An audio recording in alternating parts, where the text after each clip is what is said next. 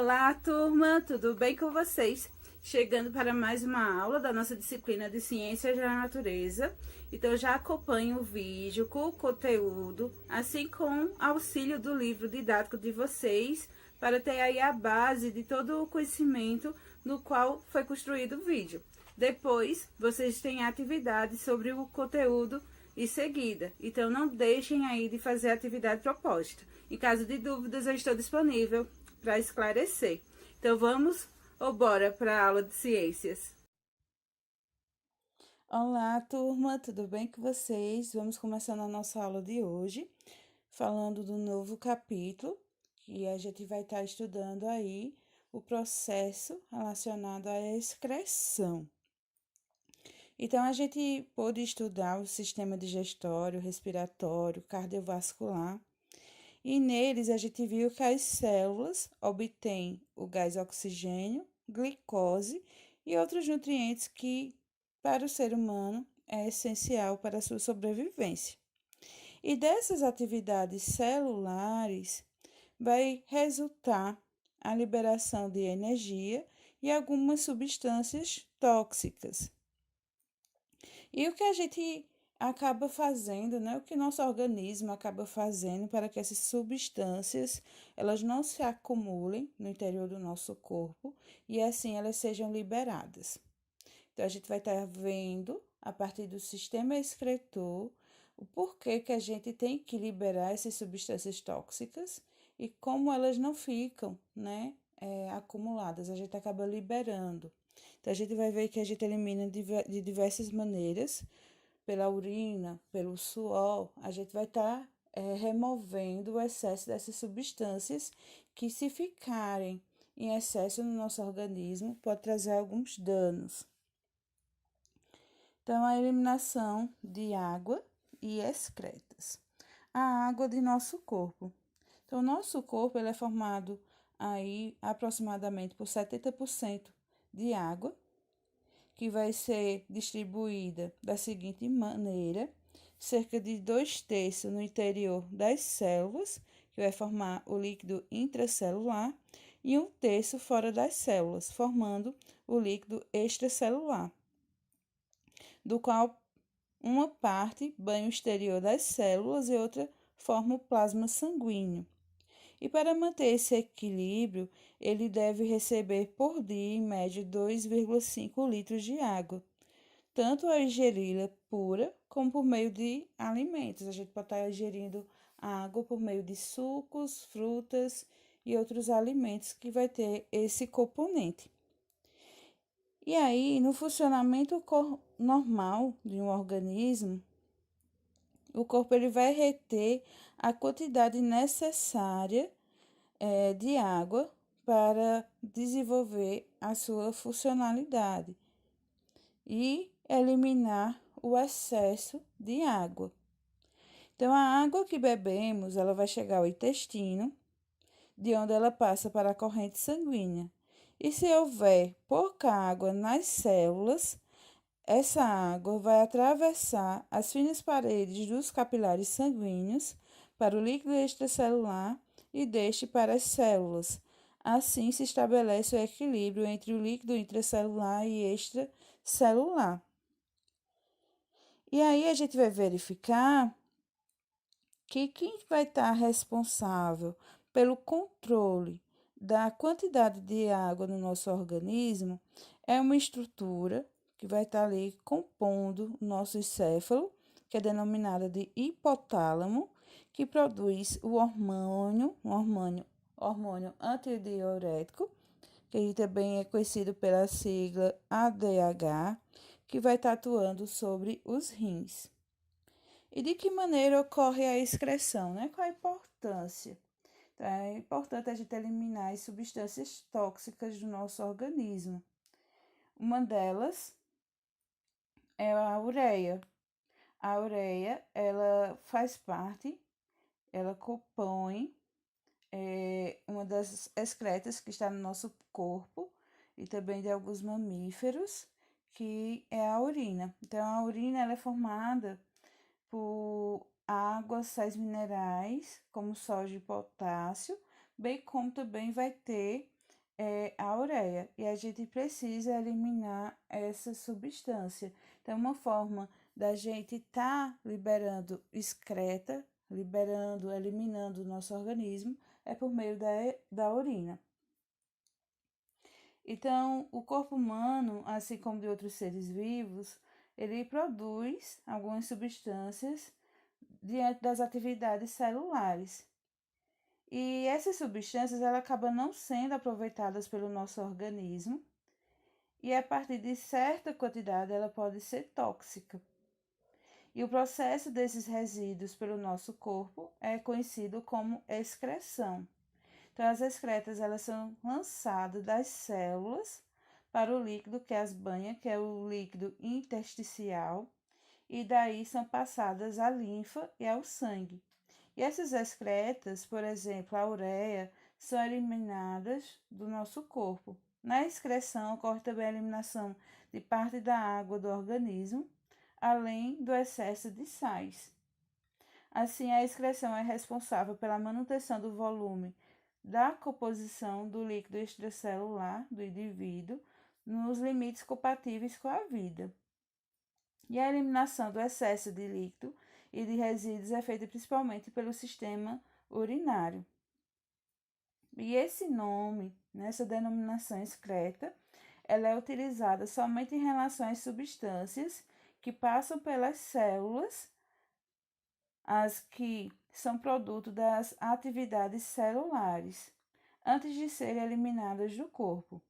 Logo, os resíduos da digestão dos alimentos, as fezes, não são excretas.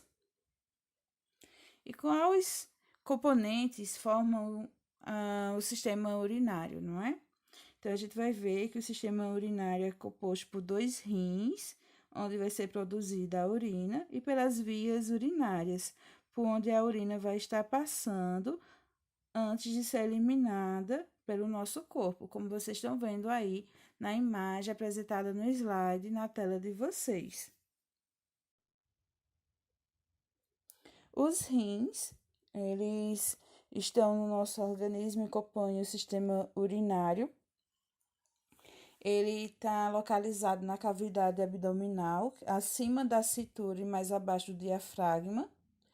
Vai haver um rim para cada lado da coluna vertebral. Eles têm a cor vermelha escura, tem um formato semelhante a um grão de feijão, mas bem maior.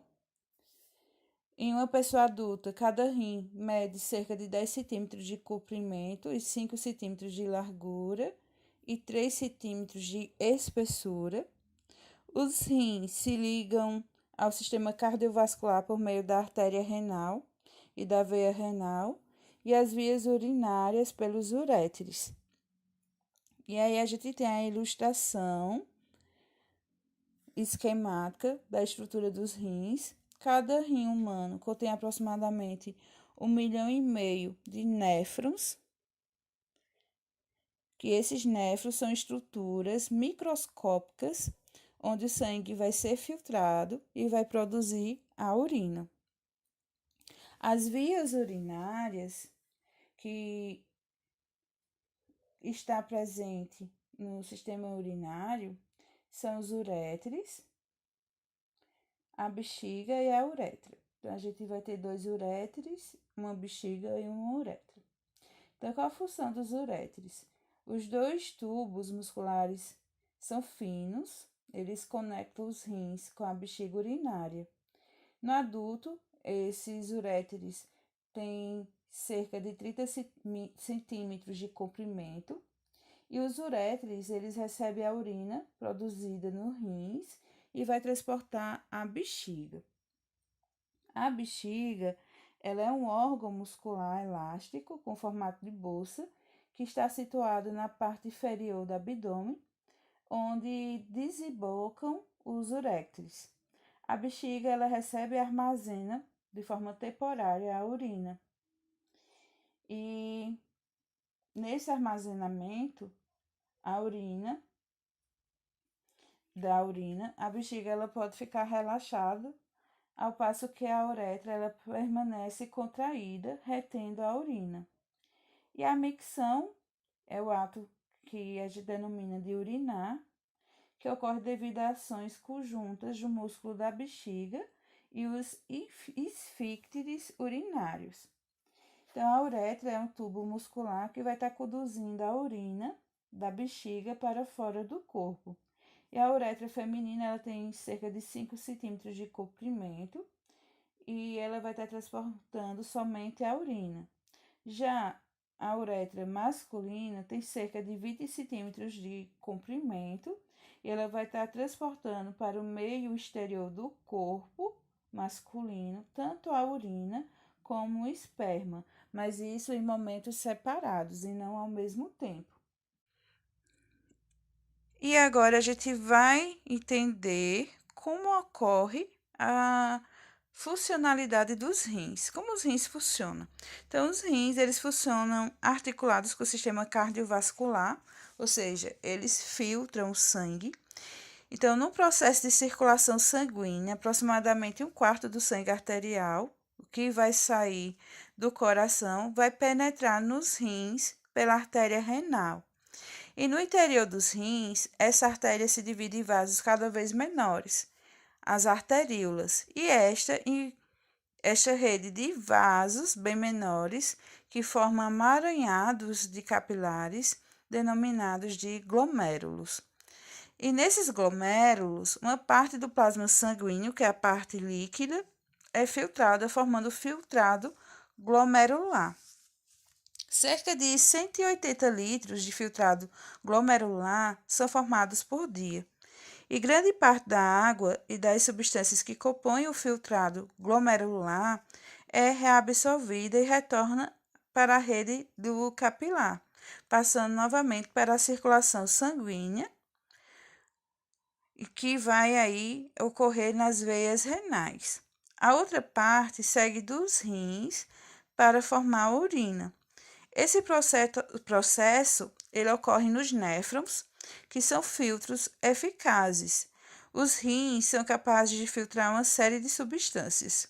Resíduos do metabolismo celular, como ureia, que é a principal excreta do corpo humano, a amônia e ácido úrico. Resíduos de outras substâncias, por exemplo, alguns remédios, outras drogas presentes em excesso dentro do organismo, e a água e os sais minerais.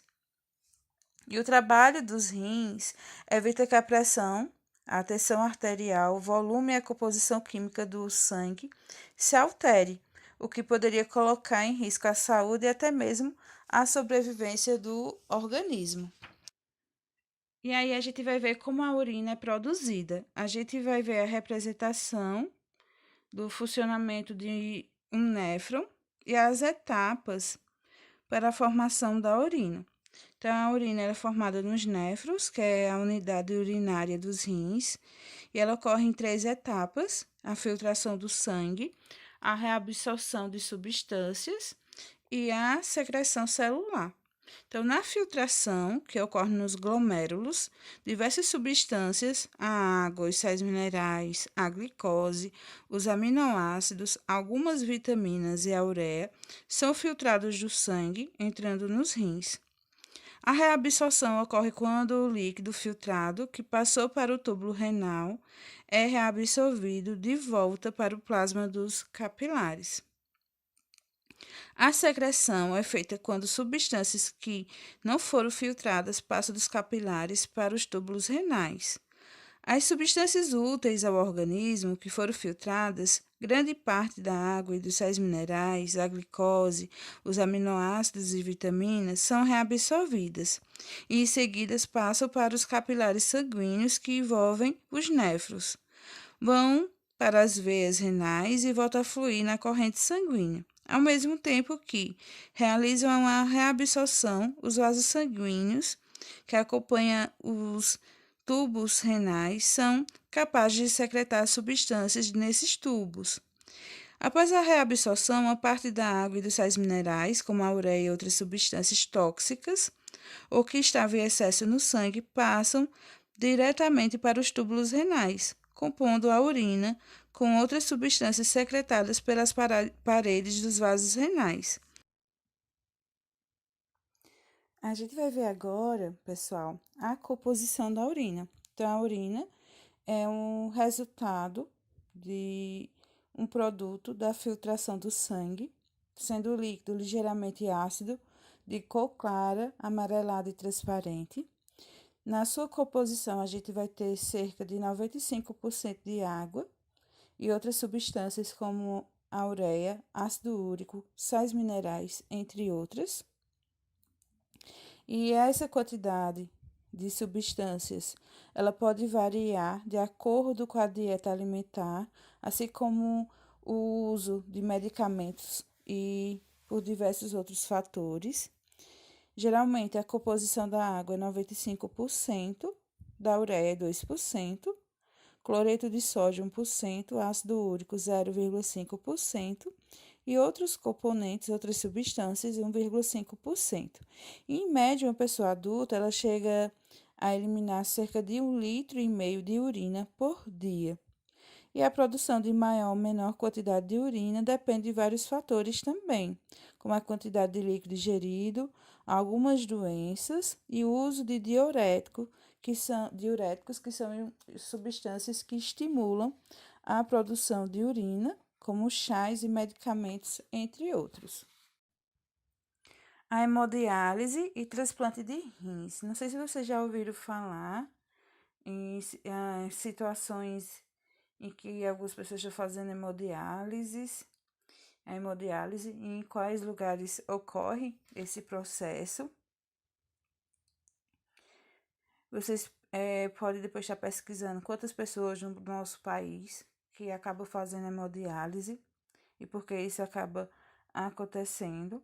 Então, a hemodiálise é a filtragem artificial do sangue para a retirada da ureia e outras substâncias que são prejudiciais ao organismo, assim como o excesso de sal e de outros líquidos.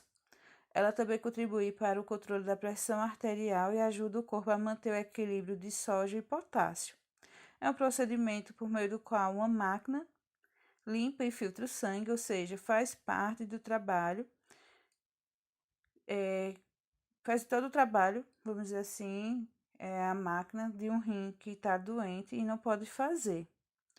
E a hemodiálise ela é necessária para pessoas que estão com insuficiência renal, que é a perca da capacidade do rim de fazer a filtração do sangue de maneira adequada. E o transplante de rins, muitas vezes, é a única alternativa para salvar a vida de uma pessoa que está com alguma doença renal em estado grave. E o rim, para ser transplantado, ele precisa ser retirado de um doador vivo, pois uma pessoa é capaz de ter vida normal apenas com um rim. Esse tipo de transplante, que conta atualmente com técnicas avançadas, garante grandes chances de sobrevivência para os transplantados. Saber desde cedo quais são os fatores de risco da doença renal permite evitar ou tratar esses fatores como forma de prevenção.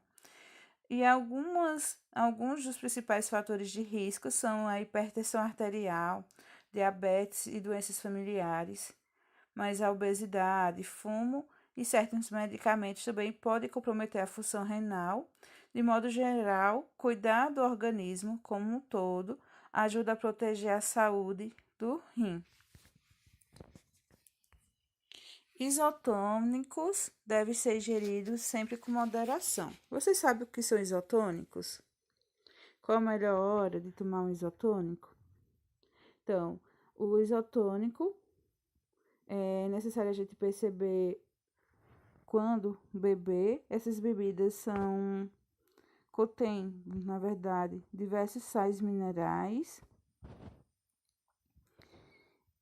que é semelhante a encontradas nos fluidos do corpo humano. Deve ser tomada já sabendo alguns riscos que esse produto pode trazer à vida humana. Ele serve para repor os sais minerais, como sódio e potássio, carboidratos perdidos por atletas em exercícios intensos ou que duram mais de 1 hora. Também evita cãibras e desidratação. é um suplemento recomendado durante e depois da atividade e deve ser evitado por indivíduos que não praticam exercícios, sofrem de insuficiência cardíaca, hipertensão arterial, doenças renais. Isso porque os isotônicos contêm muito sódio. É importante também a gente destacar que crianças só devem consumir isotônicos se forem atletas que participam de competições, e o uso dele de forma indiscriminada para substituir a água e sucos naturais deve ser abolido, como destacam os especialistas. E antes dos exercícios é indicado ingerir 200 ml a 400 ml de líquidos, pode ser suco, água ou isotônicos, mas atenção, a gente não pode dizer que o isotônico pode ser consumido antes da refeição com carboidratos, pois essa bebida ela contém já esses nutrientes. Então, aí existe a necessidade, sempre antes da gente ingerir qualquer tipo de alimento, ver se ele pode gerar algum prejuízo para a nossa saúde. Isso não é só em questão de alimentos, mas também de medicamentos. Quais são as vantagens, os prós e contras ao consumo desse produto, dessa substância para o nosso organismo. Então, gente, essa foi a nossa aula. Eu espero que vocês tenham compreendido o conteúdo. Bons estudos, se cuidem. Não esqueçam de manter o distanciamento social, fazer a higienização das mãos, assim como também estarem usando o álcool em gel, o álcool líquido. E caso de dúvidas, vocês podem procurar que eu estou disponível para esclarecer.